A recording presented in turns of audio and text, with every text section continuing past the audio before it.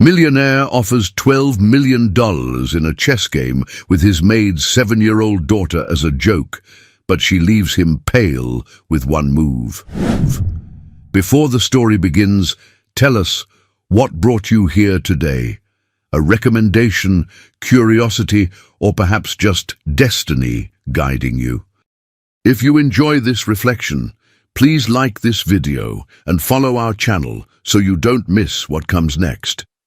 The crystal chandelier cast a golden glow across Richard Harrington's palatial living room as Seattle's elite mingled below. At 32, Richard had everything: tech empire, penthouse overlooking Puget Sound, and more money than he could spend in 3 lifetimes. What he lacked was genuine challenge. Another boring charity gala? Jason Matthews slapped Richard's shoulder, champagne sloshing dangerously close to his custom Armani suit. "Necessary evils," Richard replied, scanning the room with practiced disinterest. His gaze landed on Anna Wilson, his housekeeper of 8 months, efficiently directing catering staff with quiet authority. Something about her had always intrigued him: the perfect posture, the careful speech, those eyes that seemed to evaluate everything with mathematical precision. Richard excused himself from Jason and wove through the crowd. As he approached Anna, a small figure darted from behind a column and collided with his legs. "Sophie!" Anna rushed forward, her composed demeanor slipping. "I'm so sorry, Mr. Harrington. The babysitter cancelled last minute." Richard looked down at the girl, 7 years old, with serious brown eyes and her mother's analytical gaze. "No harm done, Anna." The child stared up at him without the intimidation adults usually displayed. "You have a nice chess set, Mr. Harrington." Richard raised an eyebrow. "You play chess?" "Mom teaches me," Sophie answered simply. Anna's cheeks flushed. "Just the basics. I should get her upstairs." "Nonsense," Richard said, an idea forming. The party bored him. This was at least amusing. "Let's see these chess skills." 20 minutes later, the antique chess set from his study sat on the garden terrace table. Several guests gathered, cocktails in hand, amused by the spectacle of the tech billionaire humoring a child. "Let's make this interesting," Richard announced, the bourbon warming his veins. $12 million if you win, Sophie." The crowd laughed. Anna's face went rigid. "Mr. Harrington, this isn't appropriate. It's just a game, Anna." Richard winked at the guests. "Besides, what are the chances?" Sophie sat straight-backed in the chair, her legs dangling above the floor. "White moves first," she said quietly. Richard grinned and moved his pawn. 3 moves later, his smile faltered. 6 moves in, the crowd grew silent. When Sophie's knight pinned his queen against his king, Richard's face drained of color. "Where did you learn to play like that?" he whispered. Sophie glanced at her mother, whose knuckles had gone white around a serving tray. "Mom's the best player in the world," she said proudly. "She just doesn't let people know." Richard stared at the chessboard, his mind spinning faster than when negotiating million-dollar deals. The spectators had disappeared, leaving only himself, Sophie, and Anna on the moonlit terrace. The girl's words echoed, "Mom's the best player in the world." "Check," Sophie said softly, moving her bishop. Richard countered automatically, then studied Anna, who stood perfectly still, her expression unreadable. How had he never noticed the calluses on her fingertips, the mark of someone who'd spent thousands of hours moving chess pieces? "You're not just Anna Wilson, are you?" he asked. Anna's gaze remained fixed on the board. "I should get Sophie to bed." "Checkmate," Sophie announced, toppling Richard's king with a gentle push.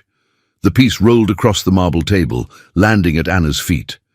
A heavy silence settled between them before Richard laughed, not the practiced chuckle he used at board meetings, but a genuine sound of wonder. "Seems I owe you $12 million, young lady." "Richard," Anna's voice carried a warning, "you know that was just—" "I know exactly what I said," he interrupted, studying her with new interest. "Elizabeth Winters." Anna flinched at the name. That's you, isn't it? The chess prodigy who disappeared 6 years ago after the Moscow championship. Richard leaned forward. You were accused of cheating, then vanished before the final match. Sophie, wait inside, please, Anna said quietly. Once the child had gone, Anna's shoulders straightened. I didn't cheat. But when the accusations came, I had a 6-month-old daughter and no support system. Fighting would have meant years of legal battles I couldn't afford. Her eyes, usually downcast in his presence, now met his directly. I needed to protect Sophie. Richard gestured to his mansion. So you ended up cleaning houses? I ended up doing what was necessary, she replied evenly. And it's Anna now. Elizabeth doesn't exist anymore. Richard studied her, seeing not his housekeeper, but a woman who had sacrificed everything for her child. Something shifted in his chest, respect, curiosity, perhaps both. The money, Anna said suddenly. Sophie knows you weren't serious. We don't expect... I always honor my bets, Richard interrupted, but I have a different proposition. A chess tournament is coming up next month with a $20 million prize. With a proper coach, Sophie could... No. Anna's voice was steel. No tournaments, no publicity, no chess world. I left that life behind. Then why teach Sophie? Anna's expression softened. Because chess is truth. It's the one place where a 7-year-old girl and a billionaire stand as equals, where only your mind matters. Richard stood, moving closer. What if I promised protection? No one would have to know your history. Why would you do that? Richard couldn't answer, couldn't explain the strange feeling taking root as he looked at this woman who had hidden herself in plain sight. A woman who had outplayed the world. Because, he said finally, I believe everyone deserves a second chance. And as Anna gathered the chess pieces, her sleeve pulled back, revealing a small tattoo on her wrist, a queen chess piece with a crown of thorns. The morning light streamed through the floor-to-ceiling windows of Richard's study as he scrolled through archived chess tournament footage. On screen, a younger Elizabeth Winters, Anna, moved pieces with mesmerizing precision, her opponents crumbling one by one. Hiding in plain sight, he murmured, pausing on a frame where she accepted a trophy, smiling cautiously at the camera. The same woman who had spent months quietly managing his household, invisible by design. The door opened, and Anna entered with his usual morning coffee. How long have you known? She asked, setting down the cup. I stayed up all night researching. Richard turned the screen toward her. 15 international championships, 3 world records for fastest checkmates. Dubbed the Silent Queen for your uncanny ability to win without speaking a word during matches. Anna's fingers trembled slightly as she straightened papers on his desk. That life is over. What really happened in Moscow? She stiffened. I told you. You said you didn't cheat. I believe you, but there's more. Richard stood, closing the distance between them. The accusations came after you beat Dmitry Petrov, ending his 10-year reign. The security footage that supposedly showed you receiving signals was never released. Your male competitors rallied against you while the Federation remained suspiciously silent. You've done your homework, Anna said quietly. I recognize a corporate takedown when I see one, Richard replied. Someone wanted you gone. Anna met his gaze, something shifting behind her eyes. Sophie's father, Victor Renault. A chess federation executive who promised to leave his wife, then orchestrated my downfall when I threatened to expose our relationship. Her voice hardened. He said no one would believe me over him. So you disappeared. I became invisible, she corrected. Changed my name, moved continents, raised my daughter away from that toxic world. Richard struggled to reconcile this fierce, brilliant woman with his quiet housekeeper. Why work for me? With your mind, you could... Do what? Anna challenged. Chess was my only marketable skill. I had a fake identity, no verifiable employment history, and a child to support. She gestured around the study. Your background checks were thorough, but focused on criminal history, not chess championships. Richard felt a strange twist of guilt. He'd paid her minimum wage plus room and board, while she'd been serving a man who'd made his fortune through strategic thinking, her specialty. Sophie has your gift, he said. Anna's expression softened. She's better than I ever was. Chess came to me through discipline. It flows through her naturally. She deserves the chance to develop that talent. What she deserves is safety, Anna countered. The chess world destroyed me. I won't let it touch her. Richard moved to the window, looking out at the Seattle skyline. What if there was a way to protect you both while letting her play? No one would need to know you're Elizabeth Winters. Why would you do this for us? Richard turned, surprising himself with his answer. Because for the first time in years, I've found something more interesting than making money. Just then, Sophie appeared in the doorway, chess book in hand. Mom, can we practice the Sicilian defense today? Anna and Richard exchanged a long look over the child's head, a silent negotiation between two strategic minds. Perhaps, Anna said carefully, Mr. Harrington would like to join us. A knight to d5, Sophie declared, making the move with confidence. Richard leaned back in his garden chair, impressed despite himself. It had been 3 weeks since the revelation, and daily chess lessons had become their ritual. Anna sat nearby, watching their game with a critical eye. Interesting choice, Richard mused, studying the board. Aggressive. Mom says hesitation is defeat, Sophie replied, swinging her legs beneath the table. Richard glanced at Anna, who shrugged. Chess is life. You commit or you lose. Is that why you never fought the accusations? The question slipped out before Richard could stop it. Anna's expression cooled. That was different. Was it? Richard captured Sophie's knight. Check. Sophie frowned, considering the board with intense concentration. The resemblance to her mother was striking, the same furrow between the brows, the same analytical gaze. Sacrifice the bishop, Anna suggested quietly. Sophie nodded, making the move. Sometimes you give up something important to win something bigger. A valuable lesson, Richard agreed, moving his queen. One your mother taught you well. She teaches me everything, Sophie said proudly. Mum says chess is the only place where a little girl can beat the whole world. The words hit Richard unexpectedly. In his world of tech and finance, power came from wealth, connections, and often gender. In chess, none of that mattered. Your move, Mr. Harrington, Sophie prompted. As Richard contemplated the board, his phone chimed. The screen displayed a news alert.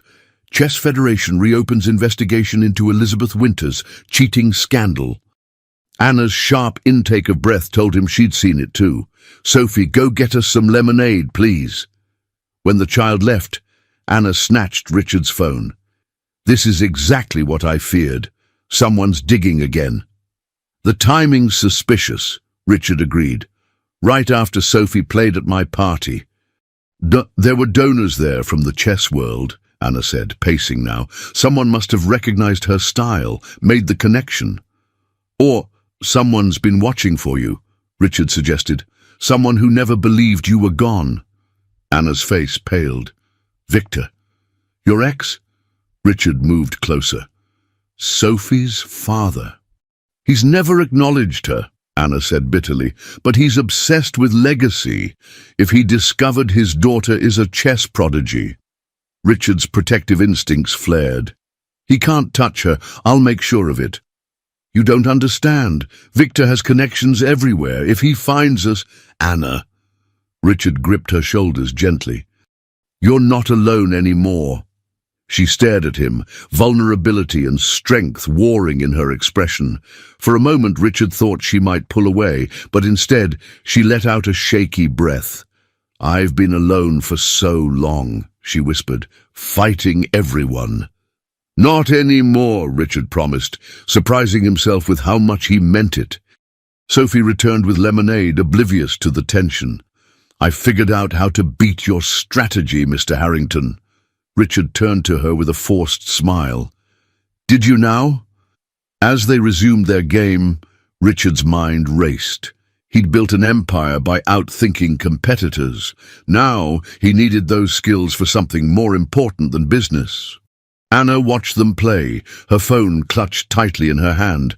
When it buzzed with an incoming text, her face went white. She showed Richard the screen. "I know where you and my daughter are. This time, you won't escape." "Absolutely not." Anna paced Richard's office, her normally composed demeanor fractured. "I won't use Sophie as bait." Richard leaned against his desk, arms crossed. "It's not bait, it's reclaiming your narrative." 1 month had passed since Victor's threat. Rather than running, Anna had reluctantly accepted Richard's offer to stay at his estate under enhanced security. Richard's proposal now, entering Sophie in a children's chess tournament, had ignited their first serious argument. "You don't understand what Victor is capable of," Anna insisted. "He destroyed my career with a whisper campaign. He has judges and officials in his pocket, which is exactly why hiding isn't working," Richard countered. "He's found you anyway. The only way to neutralize him is to beat him at his own game." Anna stopped pacing. "By exposing Sophie to the chess world, the very thing I've protected her from. By showing the world who Elizabeth Winters really is," Richard said softly, "a mother who taught her daughter to play better than anyone." Something shifted in Anna's expression. "You want me to come forward?" Richard nodded. "I've hired the best PR team and lawyers. We release your story on your terms, how you were framed, how you protected your daughter, everything. We control the narrative before Victor can. And Sophie plays openly as my daughter." Anna sank into a chair. "You make it sound so simple." "It won't be," Richard acknowledged. "But you've been running for 6 years, Anna. Maybe it's time to stand and fight." The door creaked open, and Sophie peered in. "Mom, are you fighting with Mr. Harrington?" Anna composed her features instantly. "No, sweetheart, we're discussing chess." Sophie entered fully, clutching a worn chess book. "I've been practicing the Queen's Gambit like you showed me." Richard smiled at the irony. The Queen's Gambit, a chess opening where one sacrifices a pawn for positional advantage. Perhaps that's what they needed now, a strategic sacrifice to win the larger battle. "Sophie," Richard knelt to the child's level, "how would you feel about playing in a real chess tournament with other kids?" Sophie's eyes widened. "Like the ones in Mum's old pictures?" Anna shot Richard a sharp look. He hadn't known Sophie had seen those. "Yes," he continued, "but people might recognize your mom. They might say things about her, untrue things." Sophie considered this with a seriousness beyond her years. "Would we stop hiding?" The question hung in the air, heavy with implications. Anna crossed to her daughter, brushing back her hair. "Is that what you think we've been doing? Hiding?" "You use a different name," Sophie said simply. "You never play chess with anyone but me, and you get scared when people watch us too long." Anna closed her eyes briefly, absorbing the child's perception. When she opened them, determination had replaced fear. "Yes, we've been hiding, but maybe we don't need to anymore." Richard watched them, these two remarkable females who had entered his life by chance. Something protective and fierce rose in his chest, something he'd never felt for his companies or wealth. "Whatever you decide," he said, "I'll back you completely." Anna met his gaze over Sophie's head. For the first time, she looked at him not as her employer, but as a partner in something larger than either of them. "The Northwestern Children's Chess Open is in 3 weeks, she said finally. "If we're doing this, Sophie needs intensive training." "And you?" Richard asked. "Are you ready to be Elizabeth Winters again?" Anna straightened her shoulders. Elizabeth Winters was framed and ran away. I'm not her anymore. She took Sophie's hand. I'm Anna Wilson, and I'm done running. As they left the office, Richard's phone chimed with a message from his security team. Subject Victor Renault booked flight to Seattle. Arrival tomorrow. Camera flashes exploded like lightning as Anna stepped into the Seattle Convention Center, Sophie's hand clasped firmly in hers. Richard followed close behind, his security team creating a protective barrier around them. Elizabeth Winters, is it true you're making a comeback? Ms. Winters, were the cheating allegations false? Is this your daughter? Will she be competing today? Anna ignored the questions, her gaze fixed straight ahead. 6 years of invisibility had ended with Richard's press release yesterday. Former chess champion Elizabeth Winters to address false allegations, accompanied by daughter and tech CEO Richard Harrington. The media had erupted. The chess world was in chaos, and Victor Renault had gone ominously silent. You're doing great, Richard murmured, his hand resting lightly on Anna's back. They reached the tournament registration desk, where Sophie would officially enter the Northwestern Children's Chess Open. The registrar's eyes widened in recognition. Ms. Winters, we weren't expecting you. It's Anna Wilson now, she corrected firmly. And this is my daughter, Sophie Wilson. She's registered for the under-8 division. As the woman processed the paperwork, Richard scanned the crowded hall. Security had confirmed Victor's arrival in Seattle 2 days ago, but he'd vanished from their surveillance. Richard had doubled Sophie's security detail in response. All set, the registrar announced, handing Sophie a participant badge. First round begins in 30 minutes. They found a quiet corner where Anna knelt before Sophie. Remember what we practiced. Stay focused on the board, not the people watching. Sophie nodded solemnly. What if he comes? My father? Anna exchanged a glance with Richard. They'd decided Sophie deserved the truth about Victor. If he comes, Mr. Harrington's security team will handle him. Your job is chess, nothing else. As Sophie was called for her first match, Richard held Anna back. Let me stay with her. The press wants you outside. Anna hesitated, maternal instinct warring with strategy. Finally, she nodded. Stay close to her. The press conference had been Richard's idea, a preemptive strike against Victor's inevitable counterattack. As Anna stepped to the microphones, cameras clicked frantically. 6 years ago, I was falsely accused of cheating, she began, her voice steady. Rather than fight a system designed to protect the powerful men who controlled it, I chose to disappear and protect my child. As she spoke, Richard watched Sophie's first match through the glass doors. The child played with focused intensity, her moves decisive. Her opponent, a boy nearly twice her size, looked increasingly distressed. Victor Renault orchestrated my downfall when I threatened to reveal our relationship and his abuse of power, Anna continued. Today, I'm not seeking redemption or revenge. I'm simply reclaiming the truth. A commotion near the tournament entrance caught Richard's attention. Security guards moved toward a tall man with silver-streaked dark hair, Victor Renault. Richard's pulse quickened as he calculated the distance to Sophie. Inside the tournament hall, Sophie executed a perfect queen's gambit. Her opponent knocked over his king in defeat just as Victor breached the security line. Where is she? Victor's accented voice carried across the hall. Where is my daughter? Sophie looked up, her eyes finding the man instantly. Something passed between them, recognition on a genetic level, before Richard's security surrounded her.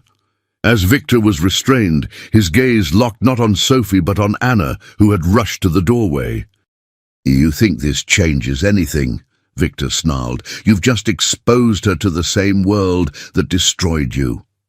Anna stepped forward, her voice quiet but carrying. No, Victor. I've taught her to face it head-on. Something I should have done years ago. She moved to Sophie, placing protective hands on her shoulders. And she has something I never had. People who will stand beside her, not tear her down. Richard watched as Victor's face contorted with rage, then smoothed into the calculating mask of a strategist reassessing the board. "This isn't over," Victor promised as security escorted him out. "No," Anna agreed, her eyes meeting Richard's across the room. "It's just beginning." As cameras captured the moment, Richard realized something had fundamentally changed. In protecting Anna and Sophie, he'd found something his billions could never buy, a family worth fighting for. Sophie's victory in the Northwestern Children's Chess Open sent ripples through the chess community. Headlines proclaimed, "Daughter of disgraced champion dominates junior tournament, and the Silent Queen's legacy continues." But it was the legal notices that occupied Richard's attention that crisp October morning. "Victor filed for partial custody," he informed Anna, who stood by the window of his home office, watching Sophie practice chess moves on the garden patio below. "His lawyers claim he only recently discovered Sophie's existence." Anna's laugh was brittle. "He's known since before she was born. He told me to take care of it when I told him I was pregnant." Richard set down the legal papers. "We have that in writing." "No," Anna admitted, turning from the window. "It was in his Moscow apartment. No witnesses. Your word against his." Richard sighed. "His legal team is arguing that by coming forward publicly, you've demonstrated a pattern of withholding his daughter from him." Anna's composure slipped. "He's using the system against me. Again." Over the past month, Richard had watched Anna transform from his quiet housekeeper into a fierce advocate for herself and Sophie. The woman he'd employed for nearly a year had been a shadow of her true self, and he found himself increasingly drawn to her authentic strength. "We'll fight this," Richard promised. "I've hired the best family law attorneys in the country." "Money doesn't always win, Richard." Anna returned to the window. "Not against power like Victor's. He's now president of the International Chess Federation. Half the judges in family court probably play chess with him." Richard moved beside her, their shoulders nearly touching as they watched Sophie below. "Then we don't just fight legally, we fight publicly." "What do you mean?" "Victor cares about his reputation more than anything," Richard explained. "We make this custody battle so visible, so scrutinized, that he can't manipulate it from the shadows." Anna considered this, using the media attention from Sophie's win. "Exactly. Your story has captured the public's imagination, the wronged chess queen in hiding, raising a prodigy daughter. People are invested now." "And you?" Anna asked quietly. "How invested are you?" The question carried weight beyond the legal battle. Richard had crossed boundaries he'd never anticipated when he'd hired Anna Wilson.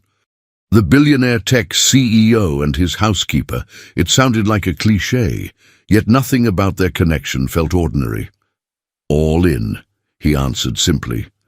Their moment was interrupted by Richard's security chief entering with an update. "Mr. Renault has requested a private meeting with Ms. Wilson, no lawyers." Anna straightened. "When?" "Tomorrow. His message says it's in Sophie's best interest to meet without legal teams." Richard immediately objected. "Absolutely not. Everything goes through counsel." "I'll meet him," Anna decided, surprising them both. "Anna, that's exactly what he wants," Richard protested. "To isolate you, manipulate you." "I know Victor better than anyone," she interrupted. "He won't stop with legal maneuvers. If I refuse to meet, he'll find another way to get to Sophie." Her gaze was resolute. "But I won't meet him alone."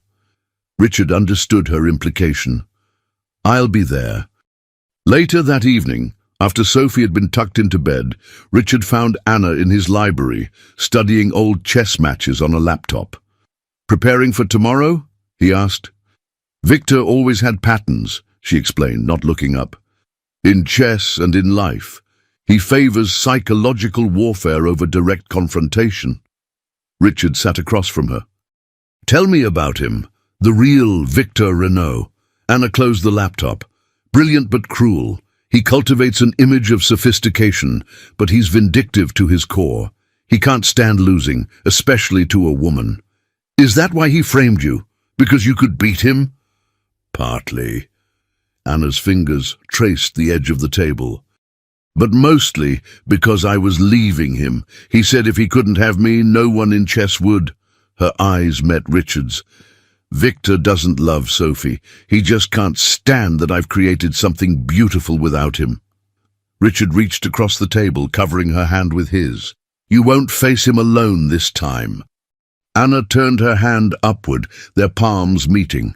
I haven't thanked you properly for everything you've done. You don't need to thank me. Richard's voice softened. You and Sophie. You've given meaning to all this. He gestured vaguely to his mansion. Anna leaned forward slightly. The billionaire found purpose beyond his money. Something like that. Richard smiled, then grew serious. Whatever happens tomorrow with Victor, I want you to know that... A small voice interrupted from the doorway. Mom? I had a bad dream. They turned to see Sophie in her pajamas, clutching her chess queen. Anna immediately went to her, kneeling to embrace her daughter. Was it about him? Anna asked softly. About meeting your father? Sophie nodded against her mother's shoulder. He was taking me away on a big boat. Richard watched as Anna comforted Sophie, struck by the bond between them. In that moment, he made a silent vow. Victor Renault would never separate this mother and child. Not while Richard had breath in his body and resources at his command. As Anna led Sophie back to bed, she glanced over her shoulder at Richard. Their earlier conversation suspended, but not forgotten. Something had shifted between them, an acknowledgement of feelings neither had expected. Tomorrow they would face Victor together. Tonight, Richard returned to his computer, making calls to sources who owed him favors. By morning, he would know every weakness Victor Renault possessed. The Fairmont Olympic Hotel's private dining room offered discretion for the wealthy and powerful. Richard had specifically requested this venue for their meeting with Victor, ensuring his security team could control access and surveillance.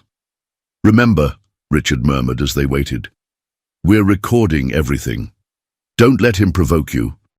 Anna nodded, adjusting the sleeves of her tailored navy suit, a far cry from the housekeeper's uniform she'd worn for so long.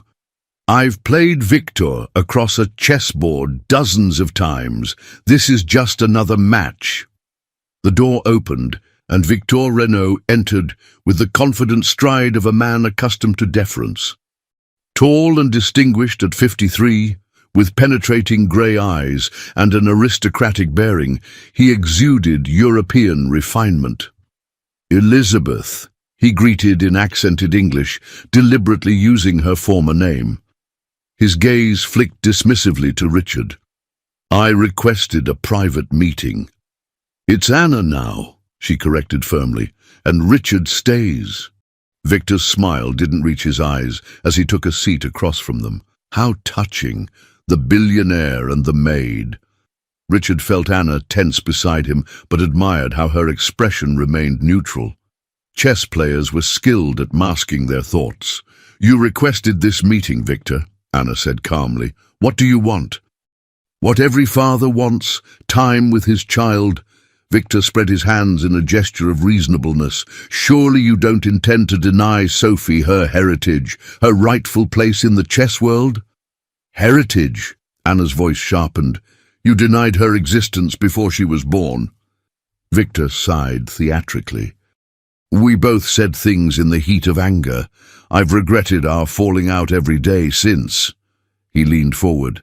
But now I see our daughter has inherited our gifts. She belongs in the international arena, not hidden away in some American suburb. Sophie stays with me, Anna stated flatly. Of course, Victor agreed too easily. I'm proposing shared custody, summers and holidays with me in Europe, training with grandmasters, tournament seasons together, the rest of the year with you. Richard intervened. And the custody filing? That's your idea of good faith? Victor's gaze hardened. A necessary legal formality. I can withdraw it today if we reach an agreement. He slid a document across the table. I've prepared reasonable terms. Anna didn't touch the papers. And if I refuse? The temperature in the room seemed to drop as Victor's mask of civility slipped. Then I'll use every resource at my disposal to prove you're an unfit mother. Your history of mental instability, your years living under false identity, your exploitation of Sophie's talent. That's enough, Richard cut in sharply. Victor's attention shifted fully to Richard for the first time. Mr. Harrington, your involvement is curious, playing white knight to the damsel. Or perhaps you simply enjoy collecting rare things, companies, art, now a chess prodigy and her mother. Richard maintained his composure with effort. My relationship with Anna and Sophie is not your concern. Everything about my daughter concerns me, Victor countered. His gaze returned to Anna. You have 24 hours to accept my terms. After that, I proceed with litigation and public revelations about your unstable past. Anna leaned forward. What revelations, Victor? That you groomed a 19-year-old player? That you threatened to destroy my career when I wanted to leave you? That you told me to abort our child? Victor's expression didn't change, but a muscle twitched in his jaw. Allegations without proof. Meanwhile, I have documentation of your erratic behavior, witness statements about your paranoia during tournaments. Fabricated, Anna said with certainty. Perhaps. Victor stood. But ask yourself, do you want Sophie to endure years of ugly court battles, to read tabloid stories about her mother's breakdown, to have her own motivations questioned every time she wins a match? He straightened his Italian suit. Or would you prefer an arrangement that benefits everyone, especially Sophie's chess career? As Victor turned to leave, Richard made a decision. Before you go, there's something you should know. Victor paused, one eyebrow raised. My company's cybersecurity team recently uncovered some interesting communications from 2019, Richard said conversationally. Emails between you and 3 tournament judges discussing how to handle the Elizabeth situation. Fascinating reading. The flicker of uncertainty in Victor's eyes confirmed Richard's gamble. The emails existed. Richard's team had found them buried in archived servers, but they needed time to authenticate them properly. Careful, Mr. Harrington, Victor warned. Slander has consequences. So does perjury in custody hearings, Richard replied evenly. 24 hours works both ways, Mr. Renault. I suggest you reconsider your approach. After Victor left, Anna turned to Richard. Do those emails really exist? Yes, Richard affirmed. We're still recovering the full thread, but they prove conspiracy. For the first time since Victor entered, Anna's composure cracked. She covered her face briefly, shoulders shaking with silent emotion.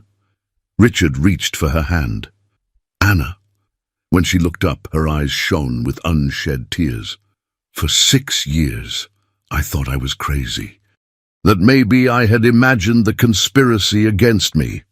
She squeezed his hand. You found proof. We're not done yet, Richard cautioned. Victor won't give up easily.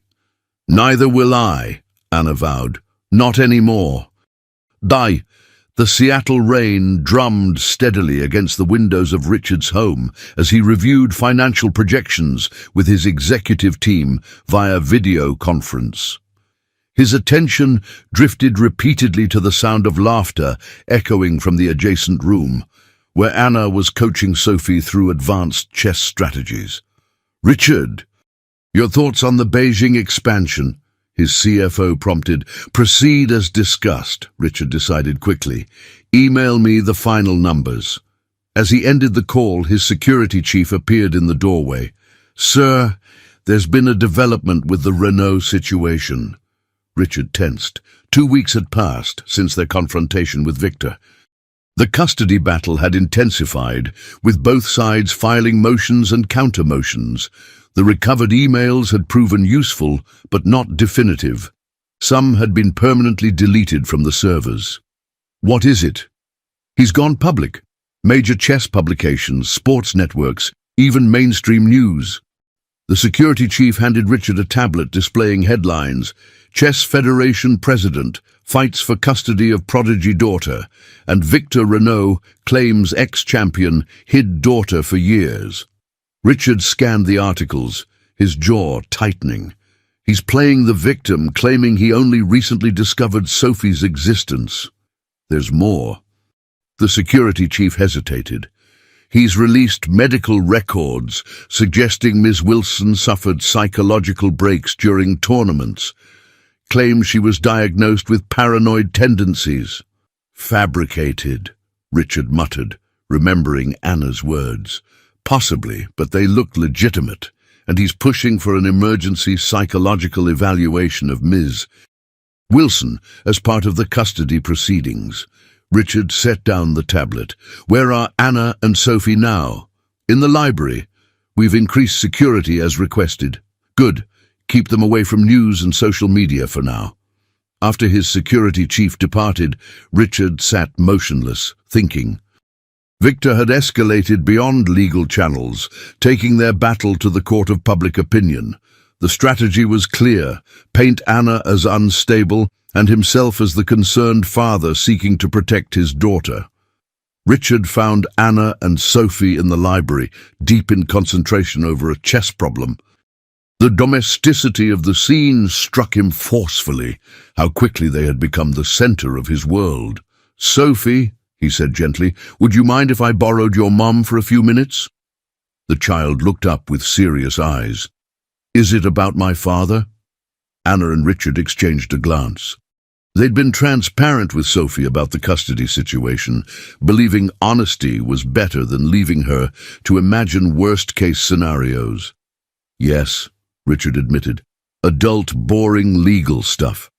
Sophie returned to her chess pieces. "I'll work on the Rui Lopez variation while you talk." In Richard's study, Anna absorbed the news about Victor's media campaign with surprising calm. "I expected this. Victor always preferred psychological warfare to direct confrontation." "These medical records," Richard began cautiously. "Is there any truth to them?" Anna met his gaze directly. "I saw a tournament psychologist twice after particularly stressful matches, standard practice for many players. Victor had influence over the Chess Federation's medical team." She crossed her arms.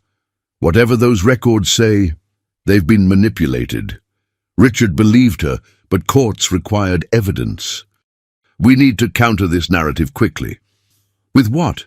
Anna asked. "Victor has the chess world's ear. I disappeared for 6 years. In their eyes, that confirms I was unstable." Richard moved to his computer. "Then we changed the audience. This isn't just about chess anymore. It's about a mother fighting for her child against a powerful man who abandoned them." Over the next hour, they crafted their response. A deeply personal interview with Anna, accompanied by documentation of her stable life with Sophie. Richard called in favors from media contacts, ensuring their story would receive equal attention. As they worked, the professional boundaries between them continued to blur. Richard found himself watching Anna, her determination, her fierce intelligence, her unwavering focus on protecting Sophie. The woman he'd once known only as his efficient housekeeper had transformed before his eyes into someone both familiar and fascinatingly new. "What?" Anna asked, catching his gaze. "I was just thinking," Richard said quietly, "how remarkable you are." A flush colored her cheeks. "I'm a mother protecting her child. Nothing remarkable about that. You gave up your identity, your career, everything you'd worked for, to protect Sophie." Richard moved closer. "Now you're fighting one of the most powerful men in chess, with the world watching. I'd call that remarkable." Anna looked away. "I ran before. I should have fought." "You did what was necessary then."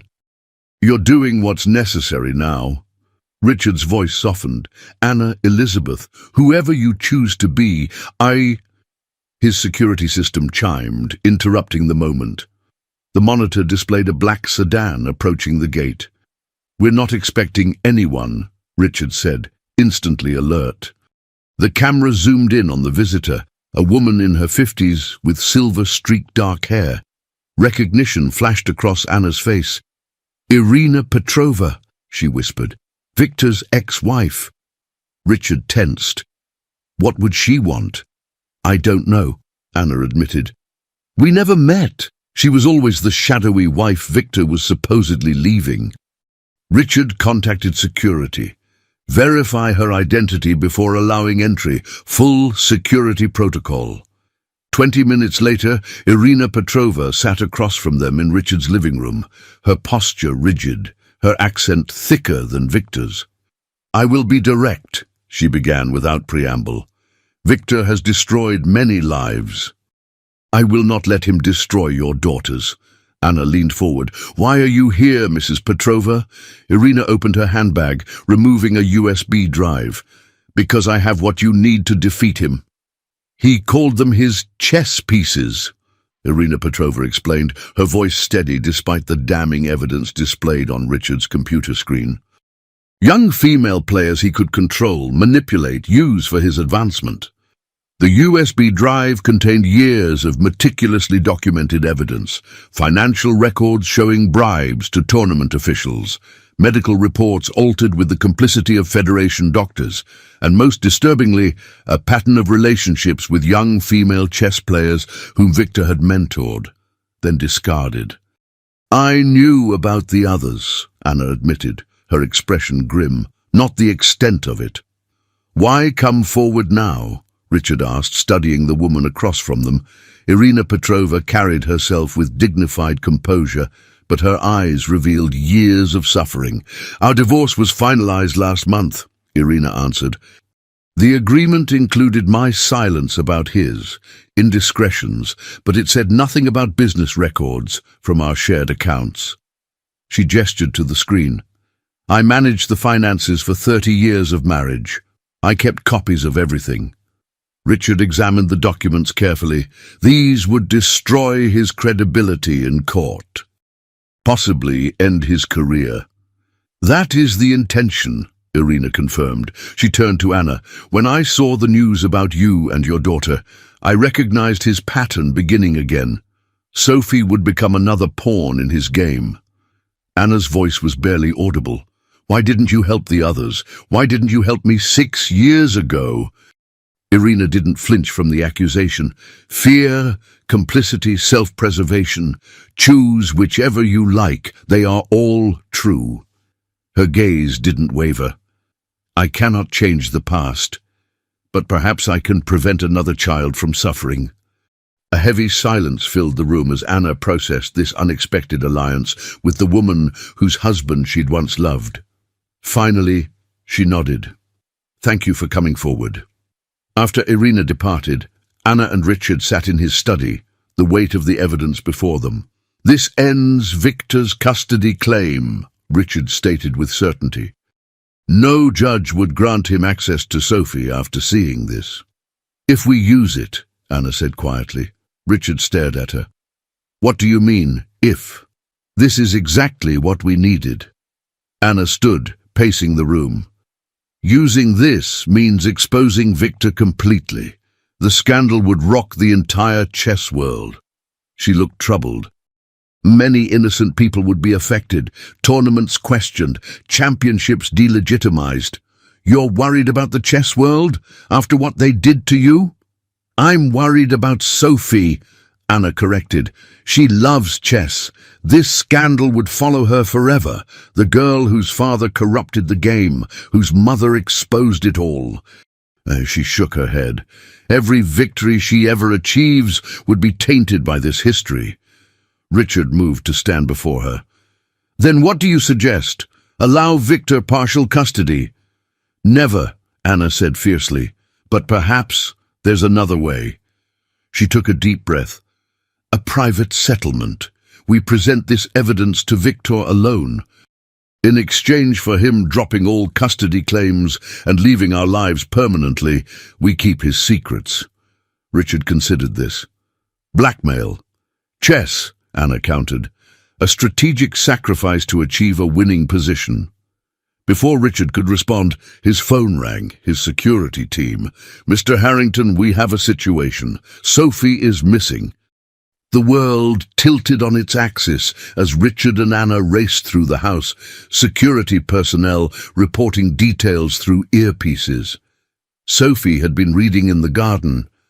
The guard assigned to her had turned away briefly to check a perimeter alarm. When he turned back, she was gone. "Check the security cameras," Richard ordered, fighting to stay calm as Anna grew increasingly frantic beside him.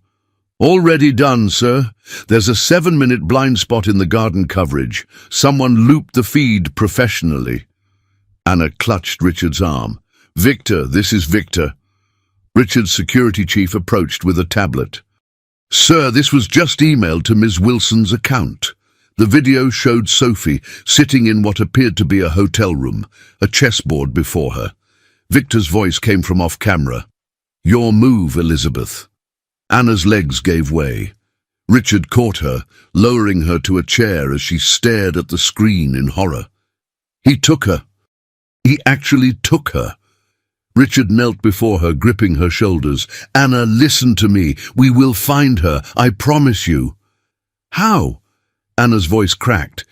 "Victor has connections everywhere. If he gets her out of the country, he won't," Richard stated with deadly certainty. "I've already alerted authorities. Every airport, train station and border crossing is being watched." The tablet chimed with another message, a text this time. "One player, one meeting, the Fairmont, Suite 1412. Come alone or forfeit the game." Anna stood immediately. "I have to go." "Absolutely not," Richard objected. "This is exactly what he wants, to isolate you." "He has Sophie." Anna's composure shattered completely. "I don't care what he wants." Richard gripped her arms gently. "Anna, think. Victor is playing chess. He's setting up a board where he controls all the pieces." He looked into her eyes, willing her to understand. "We need to change the game." Something shifted in Anna's expression, the panic receding, replaced by the calculating focus he glimpsed when she played chess. "You're right," she said finally. "This isn't just about me and Victor anymore." Together, they formulated a plan. As Anna prepared to meet Victor's demands, Richard activated resources few knew he possessed. Former intelligence operatives now working in his corporate security division, technological surveillance capabilities beyond standard police resources, and financial leverage that could open any door.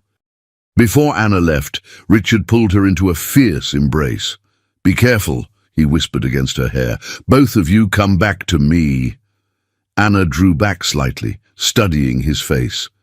In the midst of crisis, something crystallized between them. An acknowledgement of feelings that had grown far beyond employer and employee, beyond friends, beyond allies. "We will," she promised, and kissed him briefly, intensely, before walking toward the waiting car. Richard watched her leave, then turned to his security team. "Initiate Operation Checkmate." The Fairmont Hotel's 12th floor was eerily quiet as Anna exited the elevator, her footsteps muffled by plush carpeting. Two of Victor's Chess Federation security personnel flanked Suite 1412, their expressions impassive as they searched her for weapons or recording devices. "You came alone," one noted with surprise. "As instructed," Anna replied coldly. "Where is my daughter?" They opened the door without answering. Inside, the suite's opulent living room had been arranged like a stage. Chess table in the center, Sophie seated on one side, her small face tight with suppressed fear. "Sophie!" Anna started forward, but Victor emerged from an adjoining room, halting her progress. "Not yet, Elizabeth." He gestured to the empty chair across from Sophie. "First, we play." Anna's gaze never left her daughter. "Are you all right, sweetheart?" Sophie nodded, her voice small but steady. "He says we have to play chess," Then we can go home." Victor smiled indulgently. "A father-daughter match. Is that so terrible?" Anna fought to control her rage. Every maternal instinct screamed to grab Sophie and run, but Victor's guards blocked the exit. She needed to play along, for now. "One game," Anna agreed, taking the seat opposite Sophie. "Then we leave, together." "Of course." Victor circled the table like a presenter at a championship match, a simple contest. "If Sophie wins, you both may leave freely. If she loses," he shrugged, "then we renegotiate custody on my terms." Anna stared at him in disbelief. "You're gambling our daughter's future on a chess game, using her as a pawn." "Teaching her life's most valuable lesson," Victor corrected, "that everything is negotiable." He placed a hand on Sophie's shoulder, making Anna flinch. "Besides, you've trained her well, haven't you? If she's truly gifted, she should win easily." Anna met Sophie's frightened eyes across the board, sending silent reassurance. She knew what Victor was doing, creating impossible pressure, ensuring Sophie would make mistakes. "I refuse," Anna stated flatly.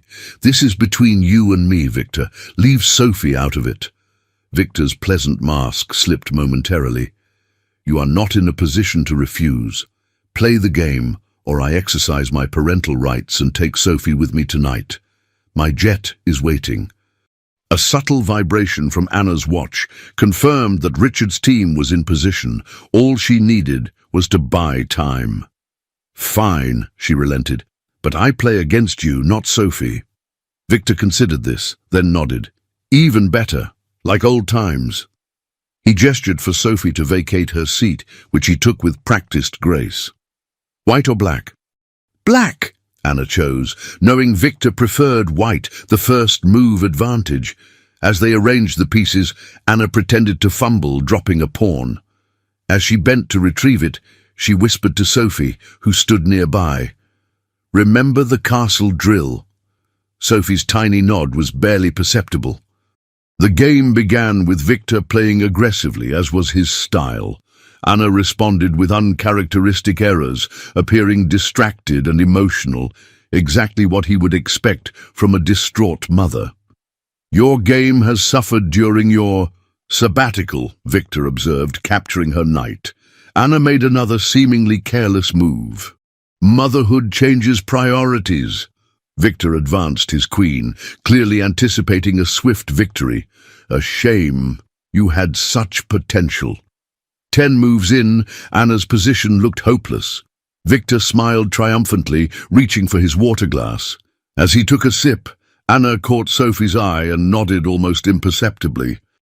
Sophie suddenly clutched her stomach.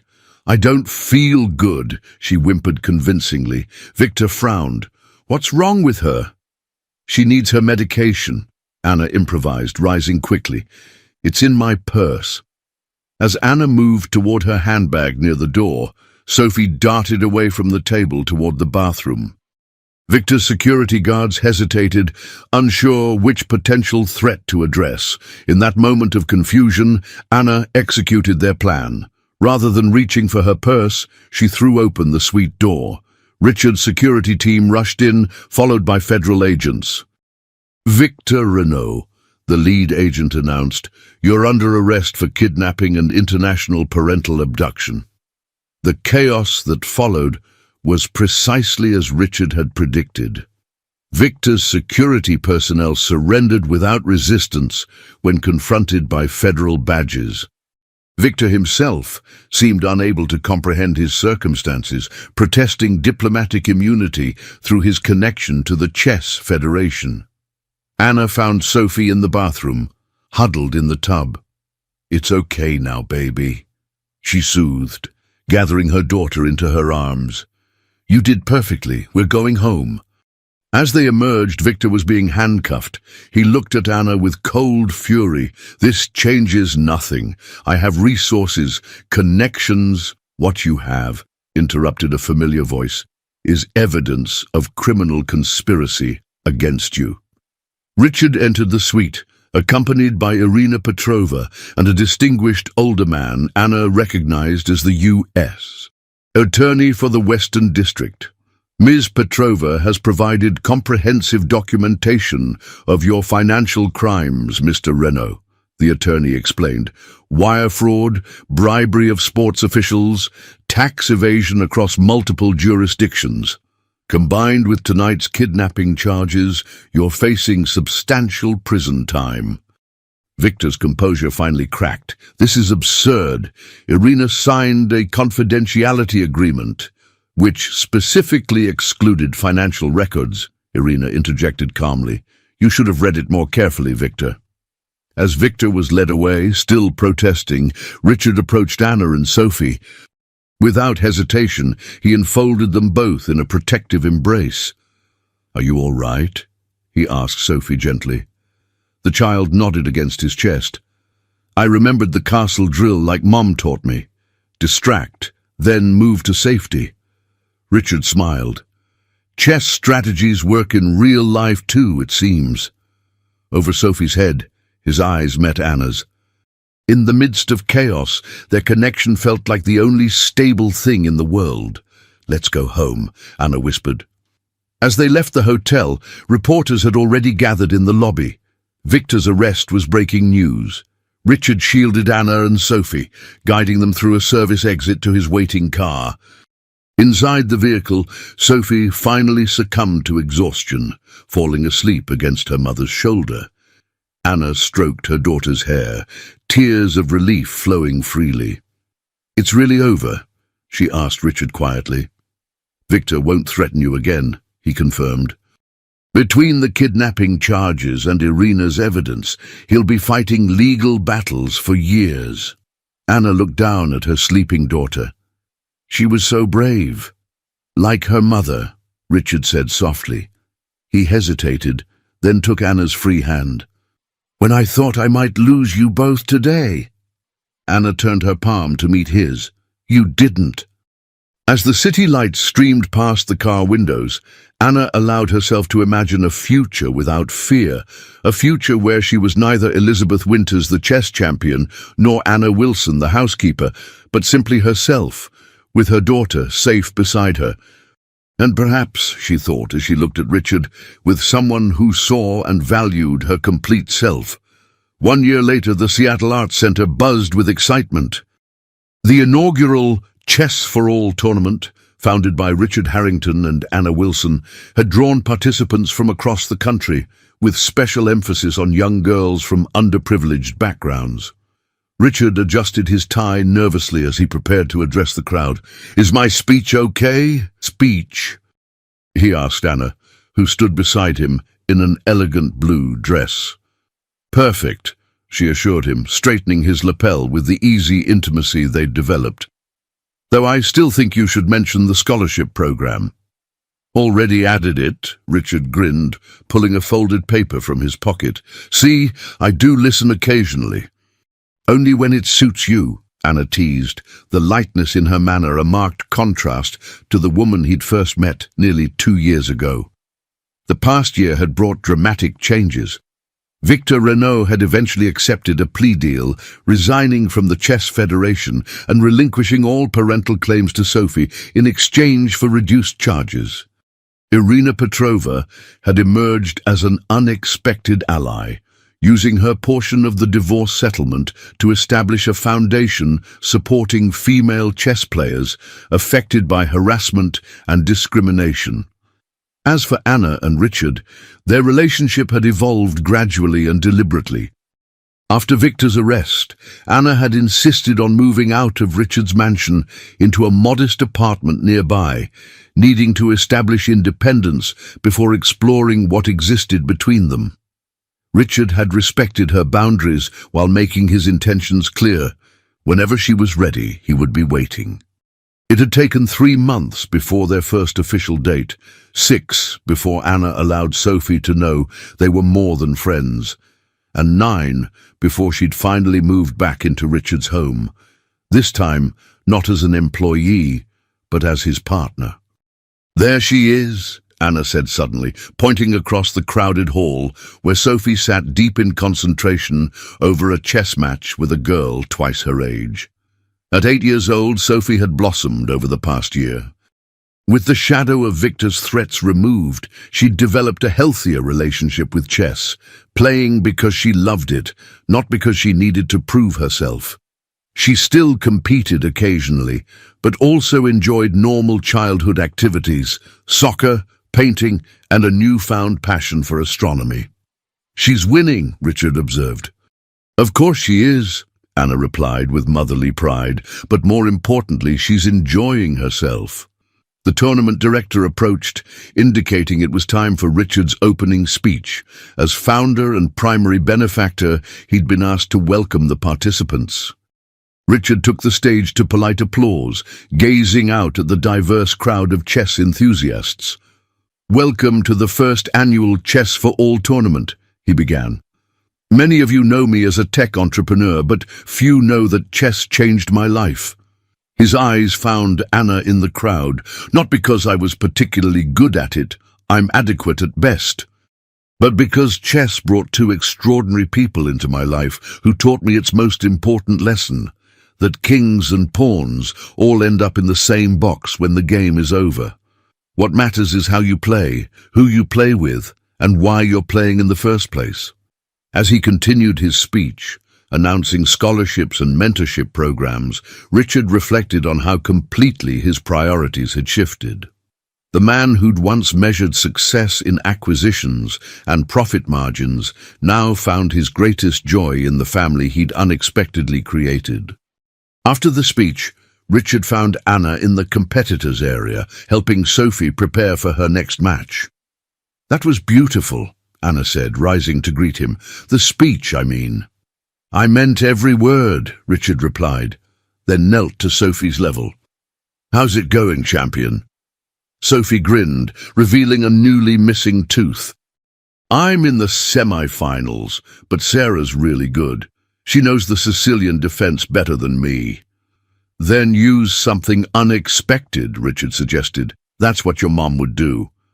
Sophie nodded seriously, then looked between them. "Are you going to ask her now?" Richard's eyes widened. "Sophie, that was supposed to be our secret." Anna looked between them suspiciously. "Ask me what?" Sophie covered her mouth, but her eyes danced with excitement. "Oops, sorry, Richard." Richard sighed dramatically, then smiled at Anna. "I had a whole evening planned. Dinner overlooking the Sound, violin players, the works." He reached into his pocket, withdrawing a small velvet box. "But I've learned that in chess and in life, sometimes you have to adapt your strategy." Anna's breath caught as he opened the box, revealing a ring with a single perfect diamond. "Anna Wilson, or Elizabeth Winters, or whoever you choose to be tomorrow, will you marry me?" Around them, tournament participants and spectators fell silent, witnessing the unexpected proposal. Sophie bounced on her toes with barely contained excitement. Anna's eyes filled with tears as she looked at Richard, the man who had seen beyond her disguise, who had fought for her and Sophie when they needed an ally most, who had given her the space to reclaim herself before asking for a place in her heart. "Yes," she whispered, then louder, "Yes." As Richard slipped the ring onto her finger, applause erupted throughout the hall. Sophie launched herself at both of them, creating a three-person embrace that felt like the most natural thing in the world. Later, as Sophie competed in her semi-final match, Richard and Anna stood hand in hand among the spectators. "You know," Anna said quietly, "when I first came to work for you, I never imagined this outcome." Richard squeezed her hand. "When you beat me at chess that night, I knew my life had changed. I just didn't understand how completely." "Check!" Sophie called triumphantly from her table, her opponent's king trapped in an elegant combination. Anna leaned her head against Richard's shoulder as they watched the daughter they now shared navigate her way to victory. "I spent years thinking I needed to hide who I was to protect Sophie," she reflected. "It turns out I needed to embrace who I am, All of me, to truly give her the mother she deserves. I'm in the future she deserves, Richard added softly. As Sophie's opponent tipped over her king in resignation, the young girl looked up, finding her mother and Richard in the crowd. Her smile of pure joy reflected everything they had fought for, not just survival, but the right to thrive, to play the game on her own terms. The chess pieces had been scattered, the board upended, the rules rewritten, and in the new configuration that emerged, they had all found their rightful places, not as pawns or kings or queens, but as family.